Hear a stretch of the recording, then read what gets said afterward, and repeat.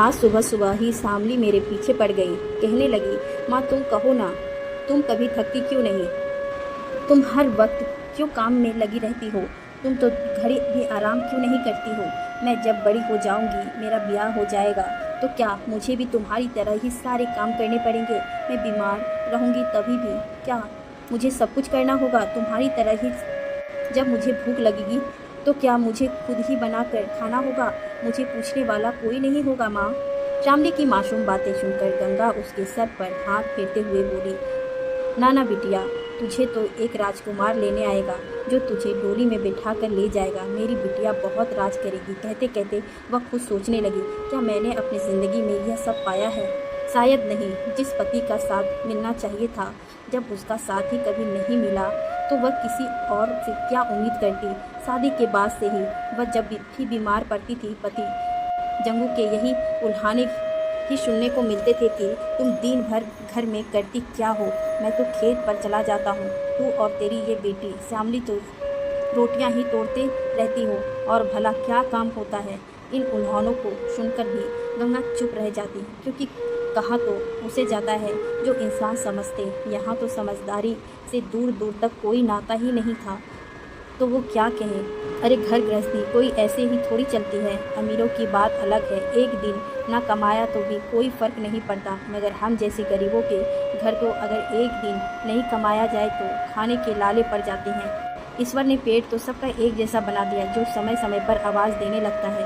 हाँ, ये बात अलग है कि कोई उसकी पुकार सुनकर पिज्जा बर्गर से उसकी इच्छाएं पूरी करता है, तो कोई मजबूरी में पानी से ही उस कुएं को भरने की कोशिश करता है। यहाँ तो मेरा पति दिन भर में जो भी कमाता है वही शाम को जुए में सब हार कर खाली हाथ घर आता जाता है, और फिर बेवजह मुझ पर गुस्सा करता है। यहाँ तक कि उसे तो शामली भी नहीं भाती, क्योंकि उसे तो यही लगता है कि जब ये बड़ी होगी तो इसका ब्याह करना पड़ेगा। जिम्मेदारियाँ से तो चंगू को सौ दूर भागता था।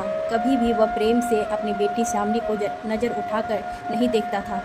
दिन ब दिन चंगू को जुए की आदत इतनी ज़्यादा हो गई कि अब तो उसने खेत पर जाना भी छोड़ दिया। एक दिन जुए के लिए गंगा के गहने बेचने के लिए गंगा से ही झगड़ने लगा और कहने लगा, देख गंगा, तू श्यामली को लेकर इस घर से अपने मायके चली जा, वरना आज मेरे हाथ उठ जाएगा।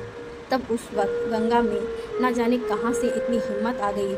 उसने अपने शब्दों को कठोर करते हुए जवाब दिया, क्यों चली जाऊँ मैं इस घर से?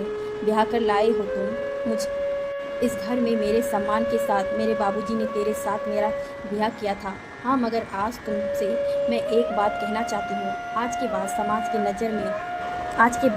की नज़र में हम पति पत्नी रहेंगे, मगर अब तुमसे मेरा कोई नाता नहीं रहेगा, और ना ही मेरी श्यामली का, क्योंकि तुमने तो परिवार की कोई जिम्मेदारी कभी नहीं निभाई। मैं जानती हूँ, मानती हूँ, मेरा मायका भी है, मगर ये मत भूलो कि ये भी मेरा परिवार है। तो मैं अपने मायके क्यों चली जाऊँ?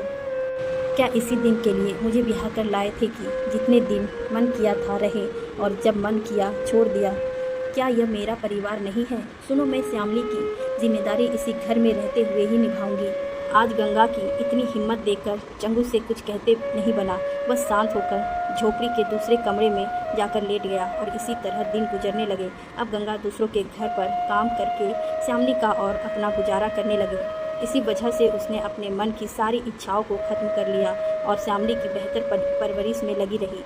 वो अपनी बिटिया के लिए ऐसी ज़िंदगी नहीं चाहती थी, इसीलिए उसने श्यामली को बहुत मन लगाकर मेहनत करके पढ़ने की इच्छा दी और बेहतर संस्कार भी दिए।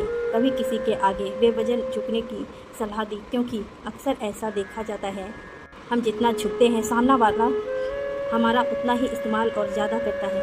उसे अब तक ज़िंदगी नहीं सिखाता, आज वही उसने अपनी बेटी श्यामली को भी सिखाया। यह कहानी हमें बताती है, हमें अपने फ़र्ज पूरा जरूर करने चाहिए, मगर अपना इस्तेमाल नहीं होने देना चाहिए। ज़िंदगी हमें कदम कदम पर यही तो सिखाती है, पर सीखने वाला चाहिए।